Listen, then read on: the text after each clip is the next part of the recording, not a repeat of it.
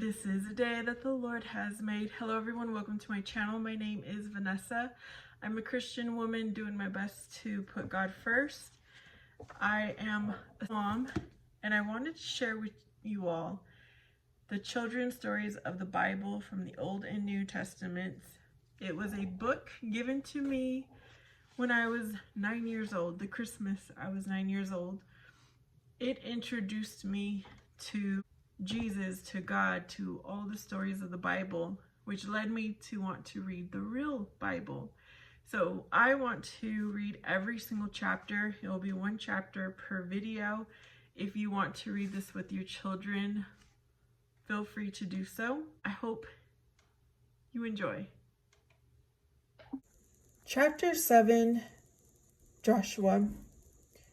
Before Moses died, he chose a man named Joshua to succeed him as leader of the Israelites. At God's command, Joshua told his people to prepare their provisions, for in 3 days they would cross the Jordan River into the promised land.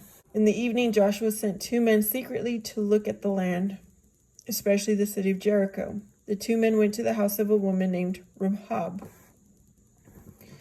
When the king of Jericho found out that the 2 men of Israel had come to search his land, he went to Rahab's house and demanded to see the men.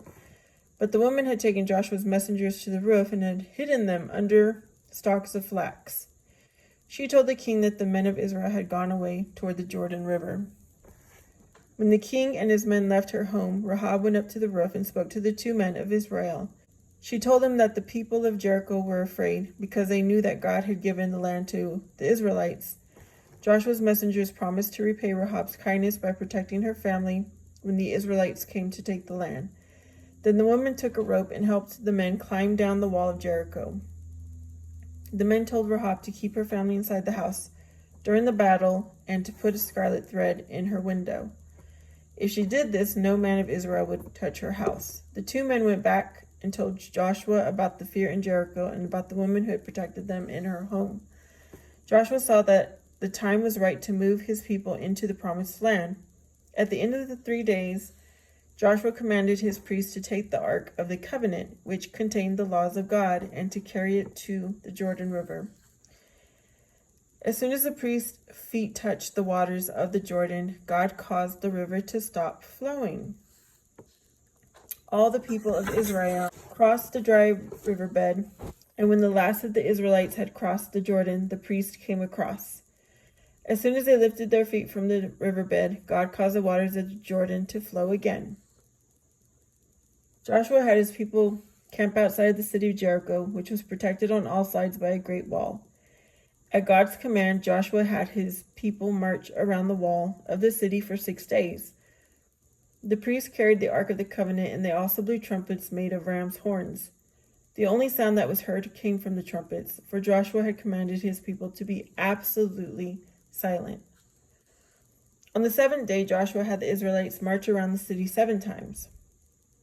On the 7th time around, when the priests had blown the trumpets, Joshua said to his people, "Shout, for the Lord has given you the city."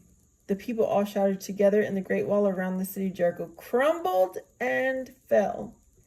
And so the people of Israel went in and took the city, but they did not harm the house with the scarlet cord in the window, because they knew it belonged to Rahab, who had sheltered the messengers.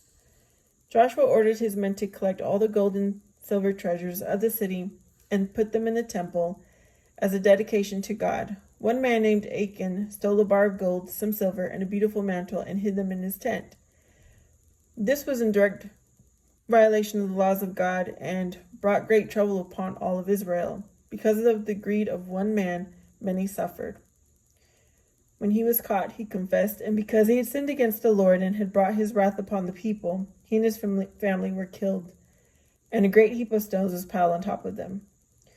It was then that Joshua led his army once more against the neighboring city of Ai, whose inhabitants threatened to destroy the people of Israel. Joshua brought half of his army into a valley below the city of Ai. He secretly placed the other half of his army above the city. When the king of Ai saw Joshua's army in the valley beneath, he led all of his people down into the valley to fight the Israelites. In the meantime, the other half of Joshua's army came out of hiding from above, entered the empty city of Ai, and set fire to it.